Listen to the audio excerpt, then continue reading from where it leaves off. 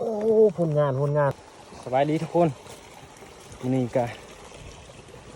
เขาปะอีกเช่นเคยออกไปเบิ่งกองมันต้นตัวที่เฮาตัวมือที่ว่ามืดท่านมื้อนี้เฮาก็ได้4มือแล้วเฮาก็กลับขึ้นมาเบิ่งใหม่มากับมึงผู้นึง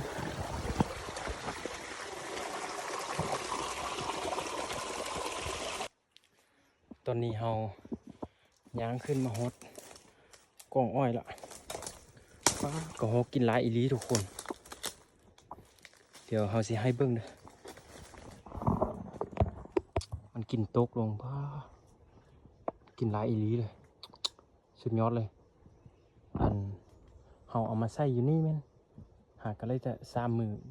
กินหลายอีหลีจะเป็นบอลเฮานั่งฮอดซุ่มเฮาเฮ็ดปะไว้สุดแล้วนี่มันจะเป็นขาตั้งกองเฮาเดี๋ยวรอติดตามนำกันเนาะว่าสิมีตัวหยังมาบ่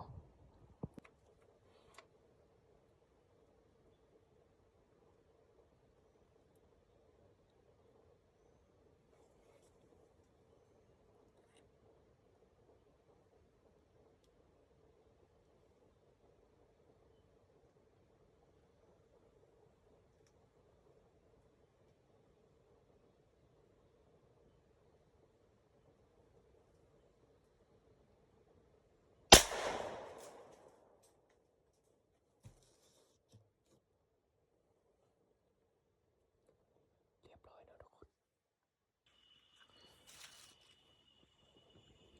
เฮาซับส่งวาดจะเป็นกระหกเบาส่งตัวแต่ตัวที่2อันเฮาซับบ่ถึกแล้วมันตกแล้วมันโดนตาย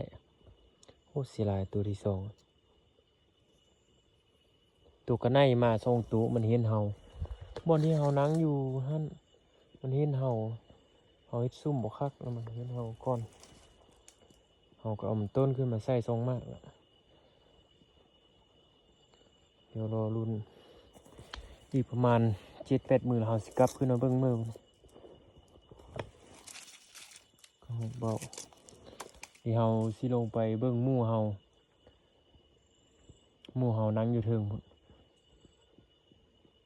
ถ้าไปลุ้นน้ำหมู่เฮาว่าสิไล่บ่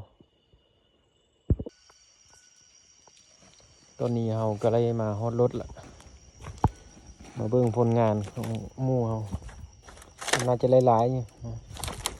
ผลงานเต็มถุงน่าจะหลายๆนะทุกคนโบทวนสุดยอดเลยผ่านเคียนเนาะลาวใส่ลมยิงสุดยอดเลยใส่ลมยิงจะเป็นกระไน6 ลิตรกระไน6 ลิตรโอ้ถือว่ามันส่วนของเฮาแล้วมันซับ2 บาทได้ตะกอกตัวเดียวเบื่อโอ้โคตรเสียใจเลยเฮานี่เป็นนาที